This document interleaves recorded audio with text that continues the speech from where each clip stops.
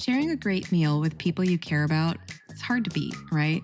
But in the world of running restaurants, few things can top the feeling of watching your business grow from personal passion into a household name. When word of mouth turns into full books and media outlets, including the world's biggest streaming platform, come knocking, it may be time to start thinking beyond just a single kitchen. But what happens when that dream starts to scale? How do you protect what made your concept special while building something that can grow across cities, countries, and cultures? I really believed we could do the franchise business ourselves, and I got a lot of pushback. Once Chad and I teamed up, we both believed that we could do a franchise business on our own. It was complex because it's a very murky business. There's lots of ancillary companies that are sort of there to quote unquote help you, but at quite a cost.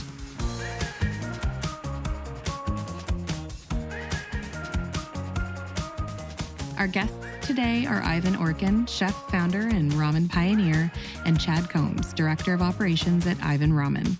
Together, they're taking one of New York's most beloved noodle shops and building a global brand without letting go of the soul at its center. From co-packing and cost models to training systems and trust, this episode goes deep on how to scale hospitality the right way, with intention, structure, and a lot of spreadsheets. We're able to track our costs. We're able to plug their commercials into our recipe management system. We can churn out real-time food costs. So it's just the amount of information that you have to have readily accessible. And it's a lot of work. And that was it wasn't shocking, but it was eye-opening as to the depth of how much work and how much information you need.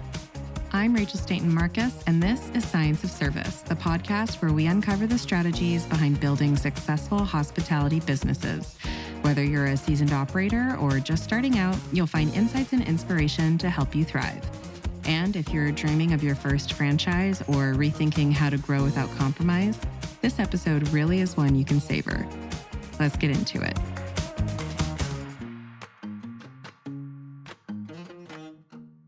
So we've all seen Chef's Table, right?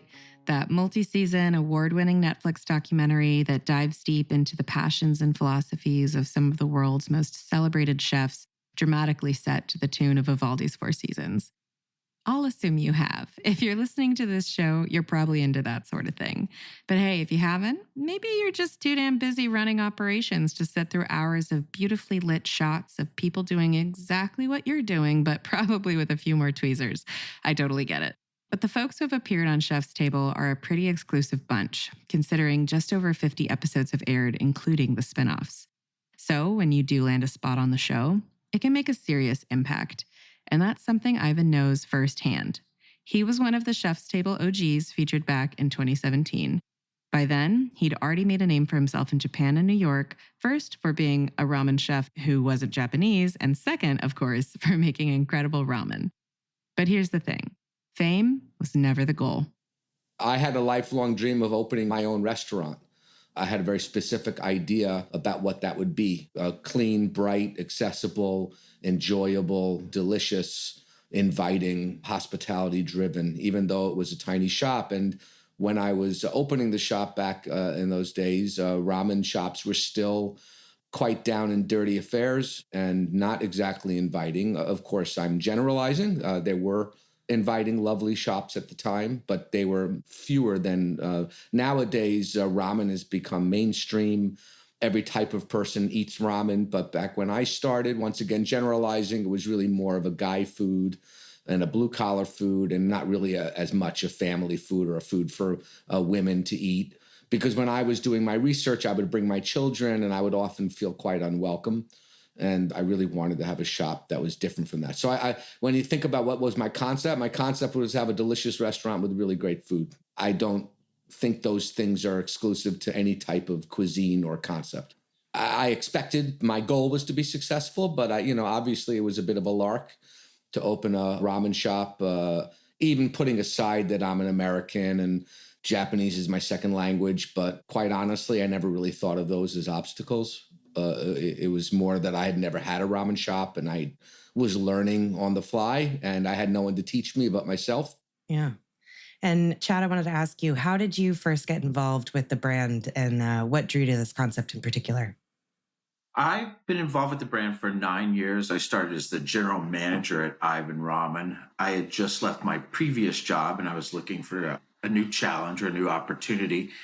And I ran across the fact that Ivan was looking for a general manager at his flagship location. And what drew me to the concept was probably more that it wasn't just a restaurant, it was somebody's personal brand, a personal story, and it had an organic story behind it. And it was something that I could get behind. It wasn't just another ramen shop, it wasn't a steak shop. There was a story or an ethos behind it. It wasn't just a Japanese restaurant, it was Ivan's restaurant and something like that, a brand that you could do something with and a brand that you could identify with the consumer. That's probably what drew me the most to the concept. Yeah. So if we go back to the early days, what did your day-to-day life look like before the Chef's Table episode aired or streamed, technically? Well, I mean, Ivan Ramen was already very much a cult following kind of thing. By the time I was open a year in Tokyo, it was already a thing. I was on television at least once or twice a week. I had my own instant ramen brand. I had a book in Japanese that I wrote with another fellow. So there was a lot of stuff sort of swirling around the Ivan Ramen brand. So we opened to much acclaim, but we were also just a typical restaurant in New York. We had opened Ivan Ramen Slurp Shop first, which took a little bit of the thunder out of Ivan Ramen, the flagship. So things were up and down. Some nights we were really busy. There were other days we were not so busy. So the Chef's Table was a welcome helping hand. I got a 2-star New York Times review. That was a lifelong dream for me. Unfortunately, I don't think the New York Times review really has the same gravitas it had years ago. But when I got that review, that was 10 years ago or so, 10 and a half years ago. And for me, it was a thrill of my life to have that. I never imagined I would have my own New York Times review. And it was a very happy and healthy 2-star review that I was very proud of. Chef's Table was the thing that sort of made us completely explode. I had gotten so much press that I think people were almost a little tired of Ivan Ramen by the time it finally opened, unfortunately. And so we were busy, and then I opened on the Lower East Side. We're 5 blocks from the closest train station, maybe a little bit more. So the Chef's Table was a boon. Yeah, amazing. And then after the episode aired, how did things shift for the business, both behind the scenes and in the front of house? You know, our sales went up a lot. And I guess most importantly, we started getting guests from all over the world. At this moment, we still have people who watch the episode before they come, who love to tell us how the show really made them want to come. And so people that have seen the show kind of know what they want to order and they feel really comfortable already and they're excited already. And, you know, when you run a restaurant, whether you're doing something semi-exotic like ramen or even just a steakhouse, you know, people could come with baggage and fears and feeling unsure. And so if they've seen a TV show that tells them all about what their experience might be like, they're kind of primed to have a really good time, which is nice. I've worked in restaurants for the past 35 years. And a lot of the restaurants I've worked in were places where people went to get something to eat when they were hungry. And that was strictly what it was. And they just came in and they looked at the menu and they ordered what they thought they wanted. Most of the clientele at Ivan Ramen wants to go to Ivan Ramen. They're doing something else other than just looking for a way to fill their stomach or have lunch or have dinner. They're wanting an experience. They want to experience the story that he's told on Netflix, the story that he's actually lived. And so they come in really primed. Everybody, as soon as they walk in, is Ivan here? Is Ivan here? Where's Ivan? And they want to talk to them. They want to connect with him. And it makes the job much easier from a service perspective because people are already primed to have a good time. They want to have the experience. And they just, as long as you can continue that, they're going to have a good time. And so it's a real boon. Yeah. That's a lot of pressure for Ivan, though, if everybody wants to see you the second they walk into the... It does slow down service because everybody just wants them as long as they can have them. Yeah, lots of table touches. Yeah. Okay, so, you know, you kind of talked about people from all over the world coming to the restaurant. You guys kind of have a new global venture happening yourselves. Franchising a beloved concept like Ivan Ramen comes with a lot of excitement and pressure. What motivated you to take that leap into franchising, and how did you know that the time was right? I mean, to be really honest, opening restaurants in New York is a terribly expensive and complicated proposal, raising money. And it's not just raising, 100,000, it's raising millions of dollars.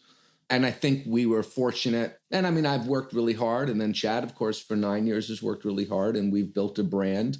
And I think to even have a chance to get into the franchise business, having a brand that the people can associate with the food is a very strong thing. And it's a real good gateway into the franchise business. And so we had a brand to build off of. And I liked the idea of getting more into selling IP, selling steps of service, and selling how we do things rather than trying to build one restaurant at a time. And so all those things were, and an opportunity to get out in the world a little bit, being able to open in other communities and other countries is also really exciting to us. We all love to travel. We love meeting other people. We like the challenges of different cultures. There's a lot of very exciting reasons to go into the franchise business. I think with my old partners, I really believed we could do the franchise business ourselves, and I got a lot of pushback. Once Chad and I teamed up, we both believed that we could do a franchise business on our own. It was complex because it's a very murky business. There's lots of ancillary companies that are sort of there to quote unquote help you, but at quite a cost. And sometimes I found to be a little carpetbaggery. And we ended up really just learning on our own, reading about it, how to figure out how to do it. And we ended up hiring a good law firm to support us. And I mean, at the end of the day, franchising is really about having the legal documentation so that when you want to work with someone, they're protected and you're protected. It's about giving a person or a company an opportunity to make money. And so you have to support them, teach them, help them, and make sure they're going to be successful. And if they're successful, then you find success as well from a percentage of their sales. But it's a big responsibility, and I think we take it very seriously.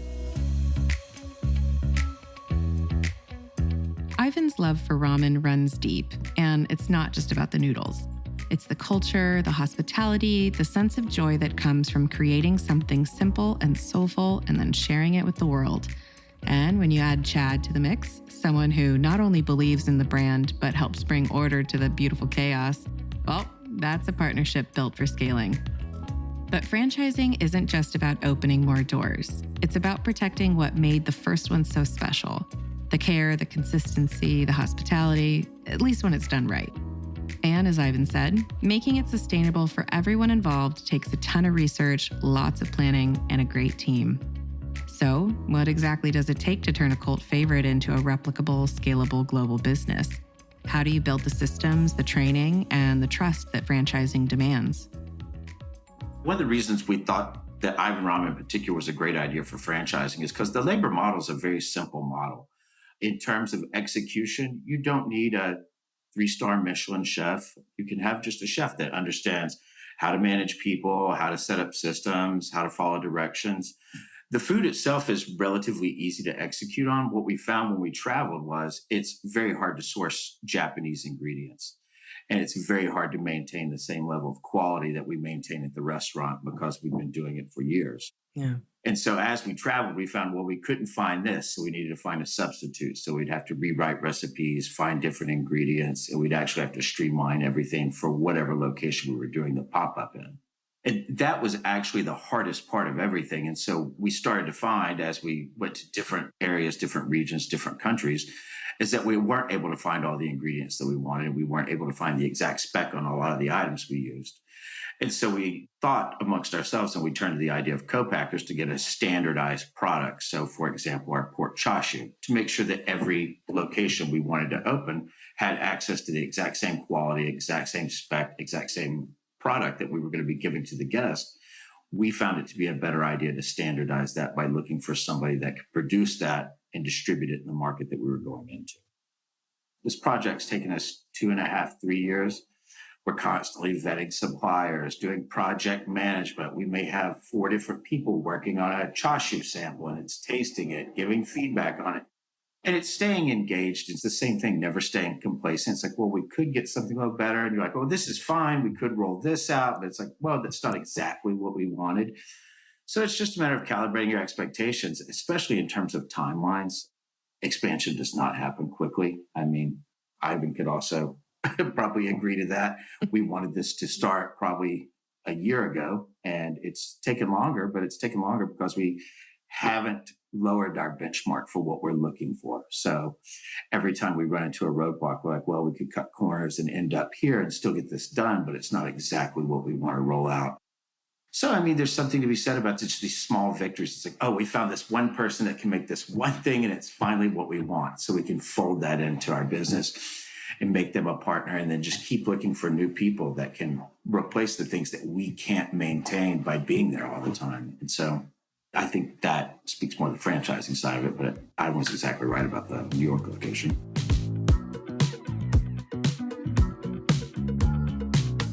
When Ivan and Chad joined me for our conversation at the start of June 2025, it was clear they weren't just dreaming about growth. They were deep in the trenches of it.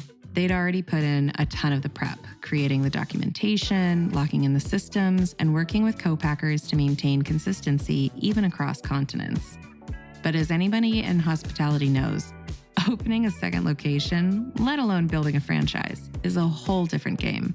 Because what works in New York City might not fly in Miami, or Madrid, or Manchester.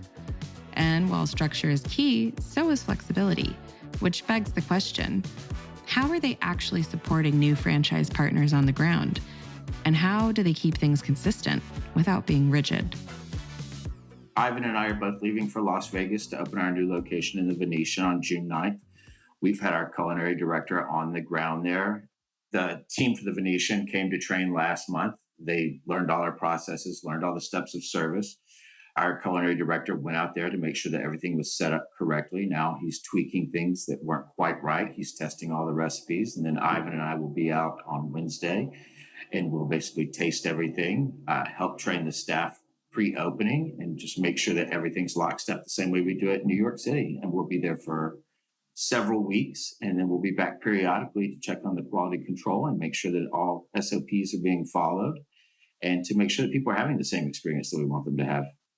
Do you plan to be able to do that for every location, or as you grow and grow, will you have to put systems in place to help scale that? Or There are systems in place. For example, we'll be opening in London and all of the UK, hopefully, in the next 2 or 3 quarters. And it'll be the exact same thing, that their staff's already been over here to train. Then we're going to go over there. We'll spend several weeks training their staff. In that instance, we're working with a master franchiser. So we're taking the time to train the master franchiser, who will take our systems, and those will trickle down to the franchisees.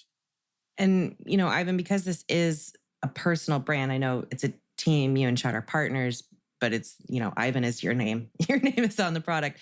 How have you preserved that authenticity? Like, I know you've worked a long time with the co-packers to make sure you're getting the right product, but as you scale, are there any things that you are really paying attention to or focusing on in terms of keeping that brand authenticity and consistency?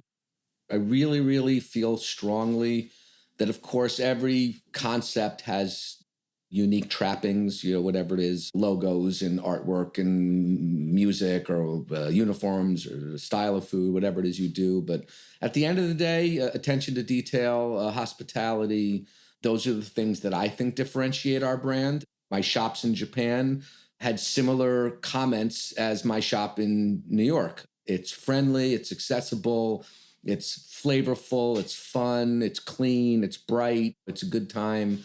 When Chad came to work, he and I, and especially the last couple of years where we really started to work closely together, we mirror these things, and those are our goals, and to have all of those things in place. When I think about what's authentic, I just think that, delicious, flavorful ramen. The guest always has what they need. If there's a problem, there's someone who's been trained to help them. The servers know what it is they're serving so they can talk about it. And that will be a challenge as we grow and trying to maintain that level of hospitality and information. Chad's very accomplished and very bright, and he chose to work with us. And I think a lot of the people I've worked with over the years, buy into the whole Ivan Ramen thing, because it's not like an Ivan thing. It's a common sense business. You know what I mean? It's not that Ivan is so smart, he came up with this fantastic new idea. It's treating guests so that they feel special. And when they leave the restaurant, they feel better than when they came in. I think for genuinely hospitality-driven people and people that care about feeding people, it's something that's a lot of fun to get into and to strive towards. The restaurant business, sometimes you have a bad day, or sometimes you have a stinky waiter that's not nice, or the oven's not working right, so things didn't go exactly right that day. But the thing I've always loved about this business is you always get a second chance. Every 40 minutes, people finish, and you get a whole new set of guests, and constantly just trying to be better. And I think that's what Ivan Ramen is. Ivan Ramen is just a fun, flavorful, friendly place to have a bowl of noodles. Yeah. It's like the core root of hospitality, really. Love that. Yeah. Of course, for any franchise to succeed, it's got to meet guest expectations. That part comes naturally to Ivan. He knows what works, what doesn't, and how to create an experience people love. But as the concept travels to new cities and new cultures, that takes some work. And with Chad laser focused on operations, they're putting in the time and effort to make sure every detail holds up, from New York to wherever they land next. I was concerned that the quality would degrade once you take the concept out of New York and out of our hands, that you were going to have a diluted, watered down concept that wasn't going to be exactly, and it was going to be a semblance or a facsimile of what we actually do here. Taking the time to work with multiple different co-packers, testing different samples, vetting dozens of different products, we found that we can replicate the exact same product. I mean, within plus or minus 1% of what we're actually serving here in New York. In some cases, some of the products we found through co-packers have actually been better than something. We've changed SOPs in our location to more closely replicate what they're doing. And so it's been a really... it's been a huge relief to find that we can find high quality co-packers that are also concerned with quality, that are also concerned with experience, that want to be more partners than just somebody that's selling you something. I mean, we've gone back and forth with one company that's working with some of our broth, and we've worked with them for almost a year and a half to get the product that we want. And it's been a long road, but I think at the end of the day, when the customer tastes it, they're going to find that they're having the exact same experience that we offer in New York. Yeah, that's so worth it. And we just keep learning. It's been a fantastic learning process. Yeah. So looking back a bit, what would you say has been the biggest learning curve for both of you in taking this business into new territory? What I've learned is we had everything in Excel when we started. That's where all the documents lived, was Excel and Word documents. And what we found was that does not pass muster as you start to scale. You need systems for everything. You need technology partners as well as food partners. Our tech stack for our little one-off 60-seat restaurant in New York probably exceeds or equals that of a lot of people that have 15 to 100 units. We have inventory management systems. We have food costing systems, and we use you guys Margin Edge for that. We have scheduling systems. We have our scheduling integrated with our payroll, integrating with our POS. And so to get all these data points so that you can share this data with prospective franchisees, it's just become super integral. We're able to easily disseminate information. We're able to easily share our systems with people because everything's recorded. Nothing is in a one-off Excel sheet somewhere that somebody has access to. Everything has been aggregated. And so we have this huge tech stack and this huge data silo that we're able to pull information from, and we're able to share that information relatively quickly, which makes it much quicker to move faster when people ask you questions about, well, what about this? What about that? We're able to track our costs. We're able to take these manufacturers' quotes from co-packers. We're able to plug their commercials into our recipe management system. We can churn out real-time food costs. We can put it into a model and see if that's going to work. So it's just the amount of information that you have to have readily accessible to move forward and make educated decisions on what systems are going to work, what products are going to work. And it's a lot of work. And that was it wasn't shocking, but it was eye-opening as to the depth of how much work and how much information you need. Now, if you've been listening to this show for a while, you'll know we love a good tech stack moment, and Chad just gave us a masterclass. Because when it comes to scaling, tech goes way beyond the back office. It's the infrastructure, the foundation that lets you track, tweak, and troubleshoot without reinventing the wheel at every new location. And if that sounds familiar, it might be because we heard a similar story back in episode 3 with Amir.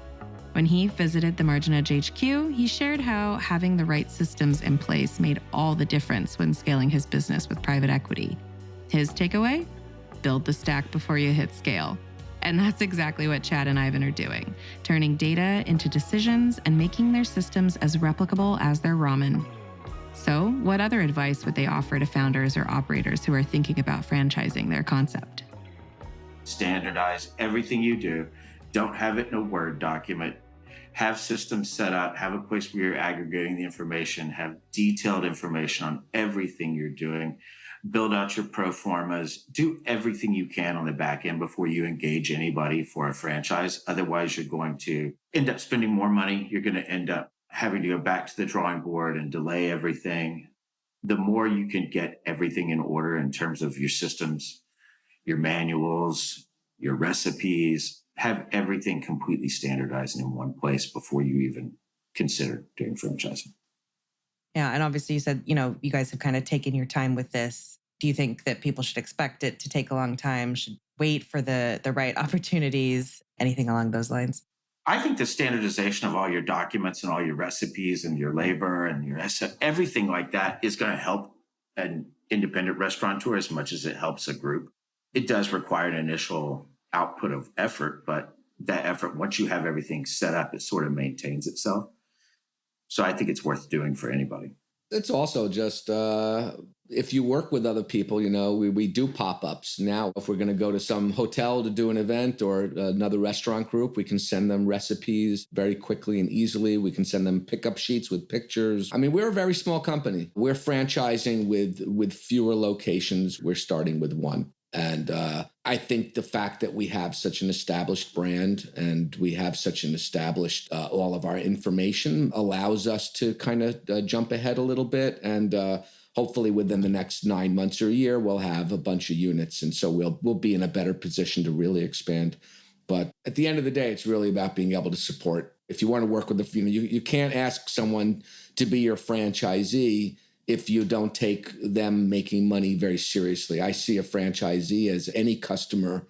You're asking them to invest their money into building out a restaurant and spending a lot of money to get started. And so you need to be in a position to support them and make sure that they make money. The big goal is that we make money, which is exciting and obviously why we want to do this. But in the beginning, we want to make sure that those people make money and feel super satisfied and feel that they're really glad they decided to take on Ivan Ramen. My job is to make sure a franchisee makes money. And then if they make money, eventually we'll make money. Yeah, absolutely. Are there any myths about franchising that you'd love to clear up? The biggest one is that quality has to suffer. And I think at first, even we probably thought in our heart of hearts, the product was going to be good, but it wasn't going to be as good.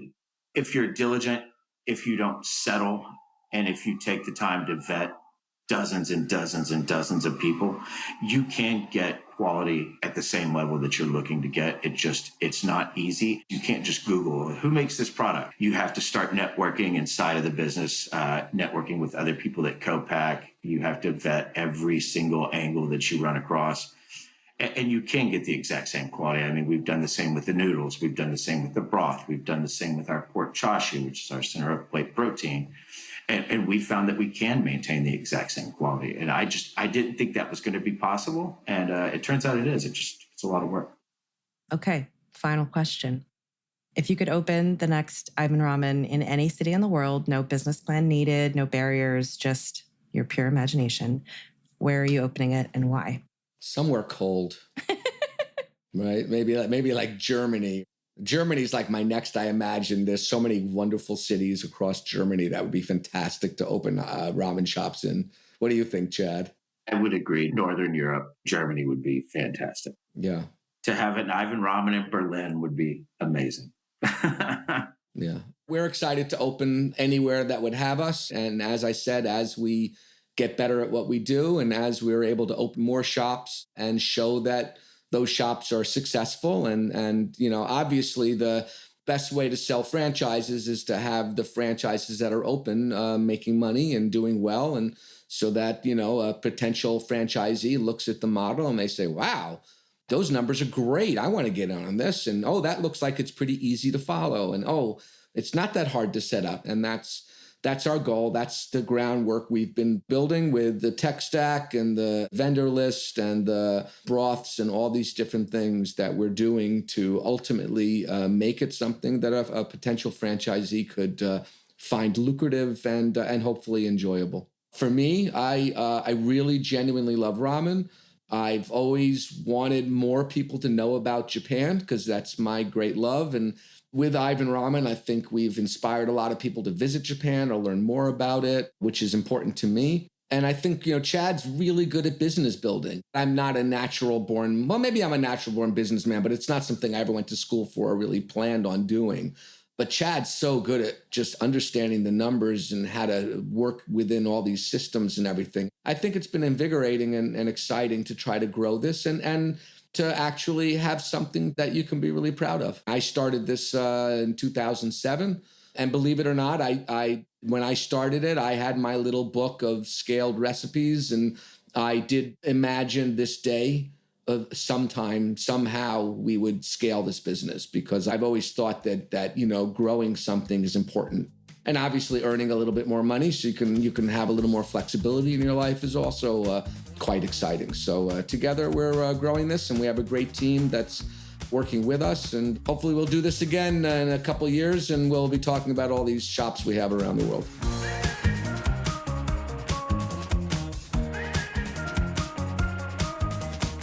From a cult ramen shop in Tokyo to a flagship in NYC, and now a growing global brand, Ivan and Chad are proving that scaling doesn't have to mean selling out.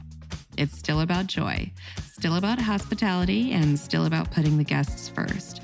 Only now with spreadsheets, SOPs, and a seriously dialed-in tech stack. If you're thinking about franchising your concept, hit replay on this one. Ivan and Chad dropped some gold about standardization, system building, and what it really takes to protect your brand while sharing it with the world.